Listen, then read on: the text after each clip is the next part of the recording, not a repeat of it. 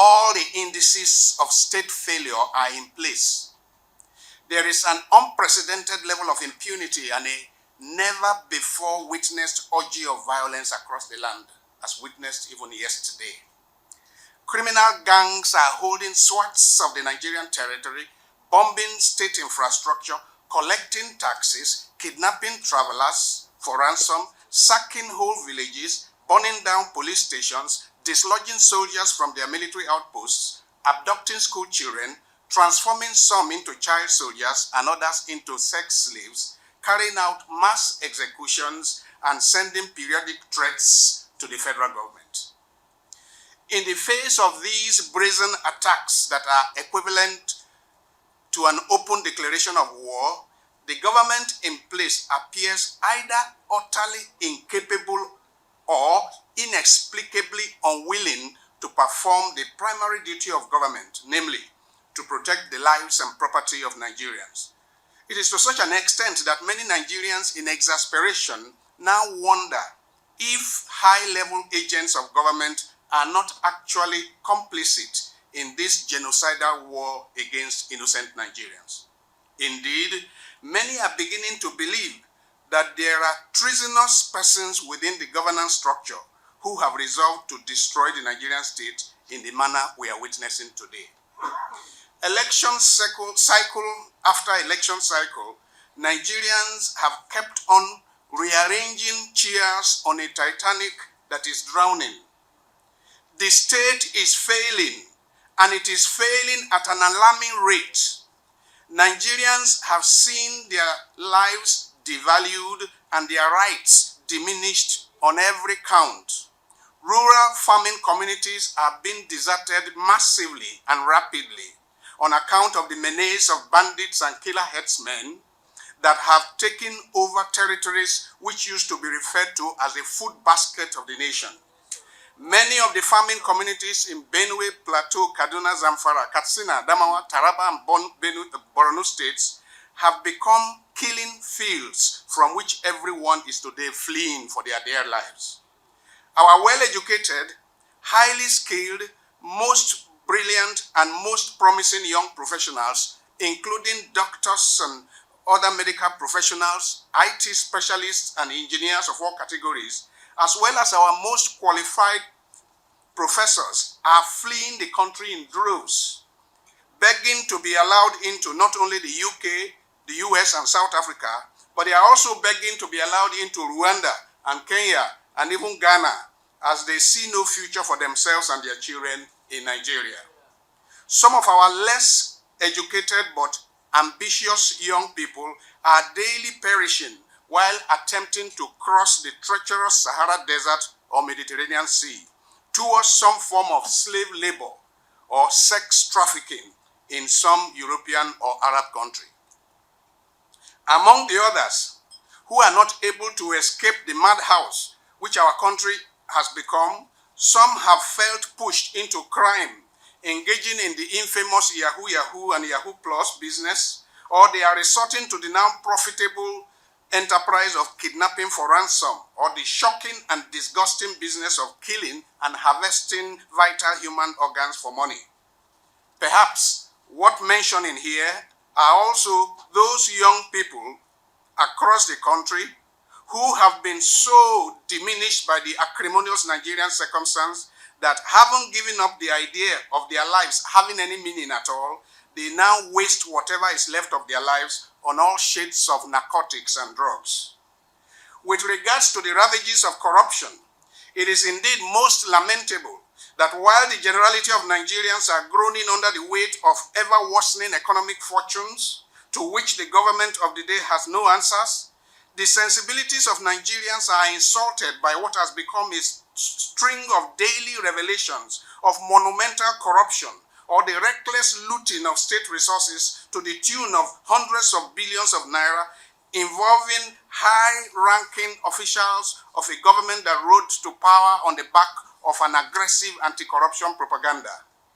As the government is daily borrowing money from foreign creditors, expending over 90% of its earnings on debt servicing, and ensuring that generations yet unborn will be carrying the burden of these ill-advised loans, agents of the same government are looting away the borrowed funds and squandering them in a life of debauchery, abandoning the mass of people to dehumanizing poverty, bankrupting the moral fabric of the nation, and leaving the social infrastructure in a state of utter decay. Corruption has become so institutionalized and so normalized that nearly every position of leadership is poisoned and polluted. True, Nigeria is today one giant asylum. We seem to have habituated and normalized all the indices of insanity, though we keep going around wearing the mask of sanity. But sane societies do not behave the way we do. The Nigerian ruling class is perhaps among the most opportunistic and rapacious ruling classes in the world, constantly reinventing and reinvigorating itself and seizing every opportunity to violate and devalue the people they claim to serve. They have so shamelessly exploited the people's poverty, so callously manipulated their illiteracy, and so brazenly weaponized their ignorance that it is not at all in the interest of this ruling class to make any serious investment in quality education for the people. No wonder schools and colleges and universities could be shut down for many months and the leaders would just carry on business as usual, as if nothing is amiss. But let me seize this unique opportunity to remind the unrepentant conquerors of the Nigerian people that islands of affluence cannot coexist for long amidst a sea of destitution. Yes, those who are smiling to the bank after putting us in this mess must be reminded that in the process of evolution, if any species is overhunting and overexploiting the very resources they depend upon as nourishment, sooner or later, natural selection would take the predator out and restore some measure of equilibrium. What is restructuring? Restructuring is a demand for the rule of law and equal citizenship, in short. Many of those who cry of marginalization today indeed do have a case. Across the country, there are very clear instances of the abuse and violation of the federal character principle as contained in Chapter 2 of the 1999 Constitution. In the last few years, we have witnessed bare-faced and brazen acts of nepotism and sectionalism, whereby federating units are not treated equally. Rewards and particularly sanctions are not applied equally if and when they are. And appointments to the leadership position of critical organs and agencies of government are seen by many as often in blatant and reckless disregard for equity and justice. The apparent lack of political will to crush the marauding bandits across the country and the near absence of any sanctions for the criminal herders that are terrorizing the population across the country, for example, have so utterly divided and polarized the Nigerian population, have sown so much discord among the people who have lived together for generations. Yes, these perceived acts of injustice on the part of government have so terribly induced and elevated political tension across the country and precipitated so much distrust and resentment towards the leadership that indeed today we cannot continue to speak of the unity of Nigeria as non-negotiable with any measure of seriousness. Our unity is indeed negotiable and subject to review, since we claim that ours is a democratic union and democracy only finds expression in the mutual acknowledgement of the right of self-determination. See Article 1 of the UN Charter and Article 20 of the African Charter on Human and People's Rights. Justice and the rule of law are the first conditions of humanity. The law is the anchor upon which the entire system of society revolves. The widespread damage, the widespread demand for restructuring could be seen as a blanket cover for several grievances bordering on the impression that we do not all enjoy equal citizenship. Yes, that in Nigeria, there are super citizens on the one hand, who often make up the ruling class, who enjoy many rights and privileges, and non-citizens on the other, whose experience of the state is that of pain and distress. And in many instances, multi-generational trauma. But the demand for justice and equal citizenship can only be met where the rule of law is firmly in place. If the law does not rule, impunity reigns, as is largely the case with us today, whereby the state is configured to protect the rulers and their allies or kinsmen and women. When people feel perpetually aggrieved by an unjust, inequitable, and iniquitous governance system, that nation or country will continually be in a state of war. And discerning persons can attest to the fact that our situation in Nigeria has for a long time been the moral equivalence of war. The reason people are being killed with impunity everywhere across the country today, and others are being abducted or kidnapped, is that the perpetrators know they will often not have to answer for their crimes. They know that there are very slim chances of their being apprehended or punished for their crimes. So, the crimes continue to flourish. This is the reign of impunity, and no nation can survive for long under such a regime of impunity. Now, let's put political correctness aside and speak the hard truth to ourselves. Does anyone here, does any thinking Nigerian really believe that where we are today is sustainable beyond the immediate? Yes, notwithstanding the familiar posturing of those who are benefiting the most from our ignominious system, does any discerning Nigerian really believe that as presently configured, Nigeria will survive beyond a few more years of wobbling on the precipice? We can shout God forbid as we may, but quite frankly, my reading of the situation is that unless we change our course, we will end up where we are headed. And I say with all sense of responsibility that we are racing imperiously towards a predictable disaster in one form or the other. True, everything in the horizon is suggestive of an imminent implosion from Sokoto to Calabar and from Maiduguri to Lagos. Where we find ourselves today is comparable to a boiling pot, a pressure cooker. If we do not find a way to let out the steam, it is bound to explode with devastating consequences. My many discerning and privileged Nigerians have seen the handwriting on the wall, and they have been perfecting some form of plan B for themselves and their immediate family members. But those of us who have no plan B of any sort must now take the bull by the horns and summon the courage to address the major cracks and crevices in our structural arrangements, in our perception and regard for the rule of law and equal citizenship, in our leadership recruitment processes, and in what priority we accord to leadership integrity and accountability. Nigeria was not designed to be the monster it has become today, recklessly devouring its children and callously inflicting pain and distress on the most talented and patriotic of its people. The original terms agreed upon by the founding fathers of Nigeria, which were the result of the painstaking negotiations at the constitutional conferences held in Nigeria and in the UK between 1953 and 1959, have been severely violated and senselessly brutalized by both military adventurists and civilian conquerors.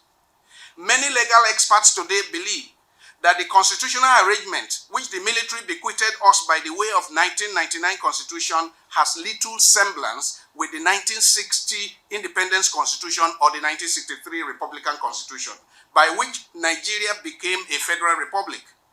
This explains in large measure why 62 years after independence and after fighting a bitter civil war where we lost millions of our brothers and sisters, there is today a renewed clamor for not only self-determination, but even outright secession by significant elements from some of the ethnic nationalities that came together in October 1960 to form the independent Nigerian Federation. Now, time for a critical dialogue towards 2003 and 23 and beyond. In the run-up to the 2023 elections, therefore, those of us who have not given up on Nigeria, and that means most of us here, we must start asking, and we do owe it a duty to ask, national unity at what cost? And on what terms? What really are the fundamental bases of our being together? What do we hold in common? What do we agree should be our core national values and the basic rules of engagement for our corporate existence? As individual politicians and political parties jostle for positions come 2023, some of us recognize that just a change of ruling political party or ruling persons, which the 2023 elections will hopefully achieve, is not enough, and it cannot take us far. A renegotiation of the terms of our union as a matter of utmost urgency and priority national imperative is to me the most viable path for salvaging our failing and collapsing nation.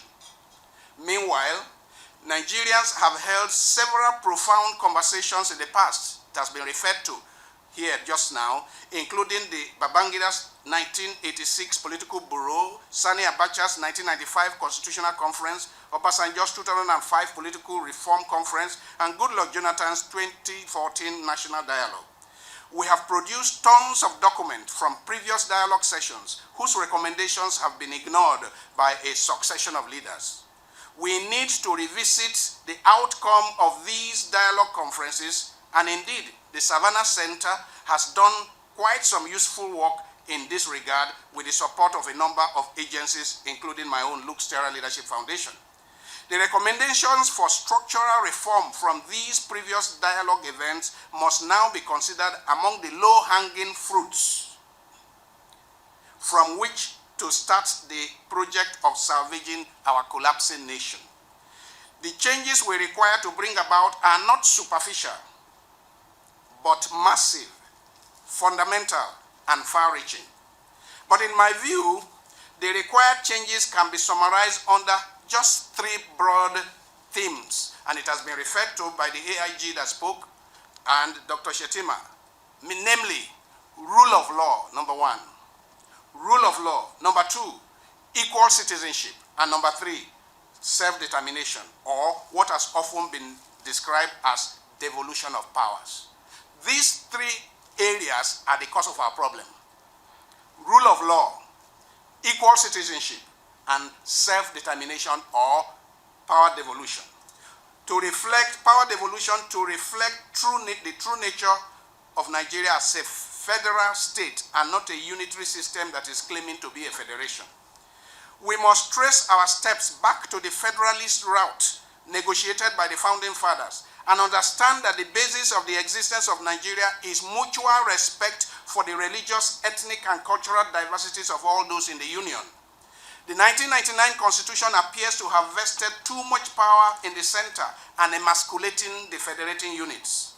There is widespread call today that we should dust up the 1963 Constitution and amend it for our present-day circumstances. This implies that we go back, perhaps, to embrace the parliamentary system, adopt no more than 6 or 7 viable regions or states. Our 36-state structure today is not viable. And grant a good measure of self-determination to those regions, thereby reducing to the barest minimum the items on the exclusive legislative list.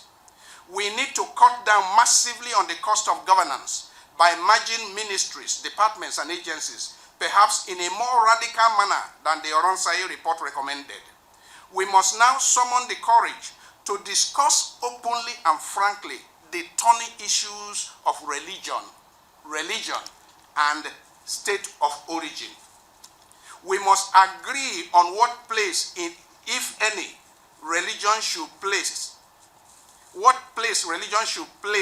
in governance and resolve on whether we want to live under a monarchical theocracy of some sort, or we want to live together as a modern, federal, democratic, multi-ethnic, and multi-religious entity,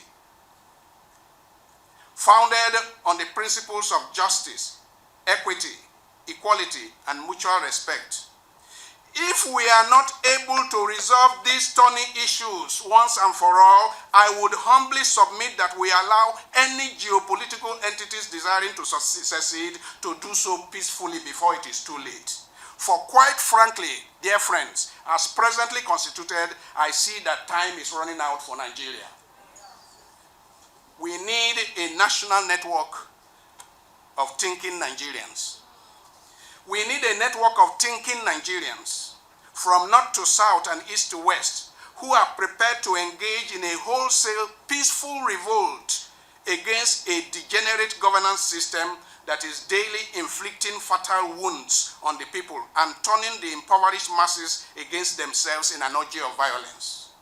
We need a network of thinking Nigerians to engage in a peaceful revolt and the mobilization of grassroots people against a leadership recruitment process that has been suffocated by street thugs, cult gang leaders, internet fraudsters, ex-convicts, ethnic bigots, religious extremists, known rogues and treasury looters, and such remnants of primitive feudalism that we call political godfathers.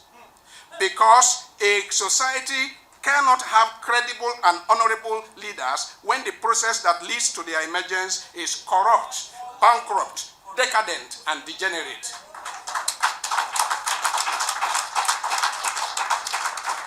We need a network of thinking Nigerians from among Christians and Muslims and from the diverse ethnicities across the country to help salvage our country and its people from the politics of bloodletting, greed, and acrimony that is largely superintended by shameless prostitutes of power who have often nothing to show for their stupendous wealth except that they have held political offices as legislators, governors, ministers, board chairmen, chief executives of federal parastatal or party chieftains, during which time they often so callously and recklessly looted the state resources entrusted to them that many soon become richer than the institutions or states which they had superintended.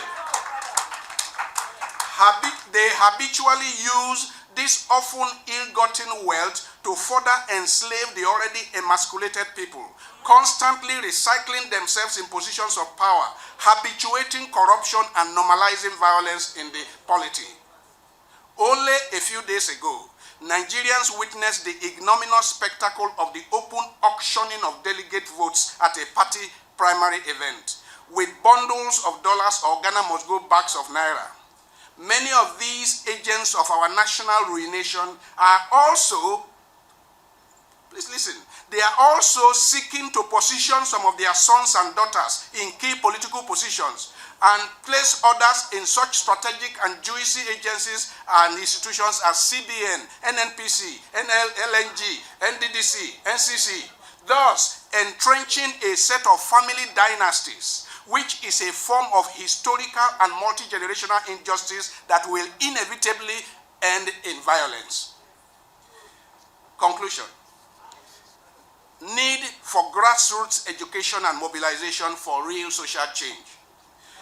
The restructuring Nigerians need today, the restructuring we need to engage in as a matter of utmost urgency is one that will demolish the ignominious system which props up such base characters for high office and begin to work on a new system that is to be founded on sound knowledge, unassailable integrity, and demonstrable competence. We must do all we can to wake up the sleeping giant called Nigeria.